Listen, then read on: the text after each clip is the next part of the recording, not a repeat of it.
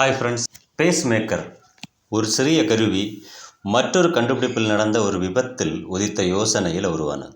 இன்றைக்கு மனித மருத்துவ வரலாற்றிலேயே ஒரு மகத்தான கண்டுபிடிப்பாக நிலைத்து நிற்கிறது. அதுதான் பேஸ் மேக்கர். இந்த பேஸ் மேக்கரை கண்டுபிடிப்பை பற்றி பார்ப்போம். மனித உடலின் மிக முக்கியமான உறுப்பான இதயத்தின் துடிப்பை சீராக்கக்கூடிய ஒரு அற்புதமான மருத்துவ கண்டுபிடிப்பு தான் பேஸ் மேக்கர் அல்லது செயற்கை இதய முடுக்கி அப்படிம்போம்.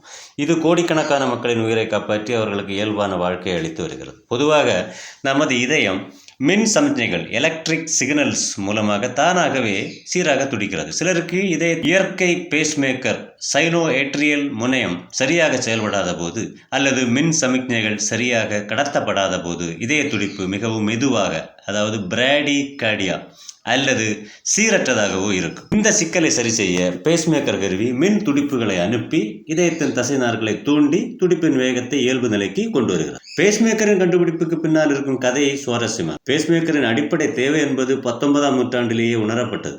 1942ஆம் ஆண்டில் ஆல்பர்ட் ஹைமன் என்ற உடற்செயலியல் மருத்துவர் தன்னுடைய சொந்த மின்னியக்க கருவி ஒன்றுக்கு செயற்கை இதய முடக்கி என்று பெயரிட்டார். நவீன பேஸ்மேக்கர் என்பது 1950களில், அதாவது ஜான் ஹாப்சி மற்றும் வில்சன் கிரேட் பேட்ச் ஆகியோரின் பங்கு முக்கியமானது. 1956ஆம் ஆண்டில் அமெரிக்க மின் பொறியாளரான வில்சன் கிரேட்பேட்ச் இதய துடிப்பை பதிவு செய்யும் கருவியை வடிவமைக்கும் முயற்சியில் தவறான ஒரு மின்தடை ரெசிஸ்டரை இணைத்தார். இதனால் அந்த கருவி ஒரு மின் துடிப்பை அனுப்பியது. இந்த தவறுதான் இதய துடிப்பை சீராக்க மின் துடிப்புகளை பயன்படுத்தும் கருவியை சிந்திக்க அவருக்கு உத்வேகம் அளித்தது. 1958ஆம் ஆண்டில் அவர் வெற்றிகரமாக ஒரு செயல்படும் உள்பொருத்தக்கூடிய இம்ப்ளான்டபிள் பேஸ்மேக்கரை வடிவமைத்தார். 1958ஆம் ஆண்டில் ஸ்வீடன் நாட்டை சேர்ந்த ஆரன் லார்சன் என்பவர்தான் முதல் நபர், இம்ப்ளான்டபிள் பேஸ்மேக்கர் பொருத்தப்பட்ட முதல் நபர். அவர் வாழ்நாளில் மொத்தம் 26 கருவிகள் பெற்று நீண்ட நாள் வாழ்ந்தார்.